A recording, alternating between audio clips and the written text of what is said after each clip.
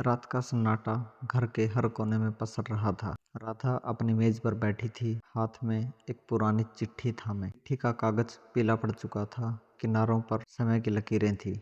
यह वही चिट्ठी थी जिसे उसने बचपन में बार बार पढ़ा था। उसके पिता की आखिरी चिट्ठी। पिता ने लिखा था कि जीवन की सच्ची ताकत प्यार और माफी में है। राधा ने कई सालों तक उस संदेश को समझने की कोशिश की, पर व्यस्त जिंदगी और छोटे छोटे गिले उसे भीतर से खोखला कर रहे थे। वह यादों के गलियारे में चली गई। पिता की हंसी, उनकी धीमी आवाज और वह दिन जब उन्होंने पहली बार उसे साइकिल चलाना सिखाया था। राधा ने महसूस किया कि उसने पिता की छोटी छोटी बातों को अनदेखा कर दिया था। उनके हाथों की थकान, उनकी आंखों की चिंता। अब जब पिता नहीं रहे तो हर याद एक तीखी चुभन बनकर लौटती थी। उसने चिट्ठी को फिर से पढ़ा और उस पंक्ति पर रुकी, बेटी, जिंदगी में गलती करना इंसानियत है, उसे स्वीकार कर लेना ही असली बहादुरी है। राधा ने अपने भीतर एक हल्की सी हलचल महसूस की। उसने अपने पुराने रिश्तों की सूची बनाई, माँ की अनकही बातें, बहन से अधूरी बातें और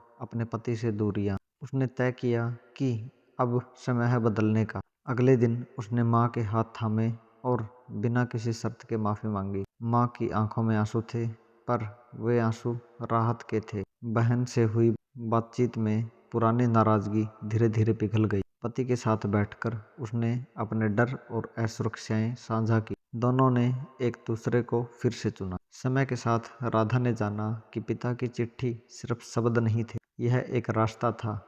उसने अपने जीवन को छोटे छोटे पलों में जीना सीखा। एक कप चाय पर लंबी बातें, शाम की सैर और बिना वजह गले लगना। हर दिन वह चिट्ठी पढ़ती और खुद से वादा करती कि वह प्यार को प्राथमिकता देगी। जब सूरज ढल रहा था, राधा ने अपनी बालकनी में खड़े होकर चिट्ठी को हवा में छोड़ दिया। निराशा नहीं, बल्कि आभार के साथ। चिट्ठी उड़कर कहीं दूर चली गई।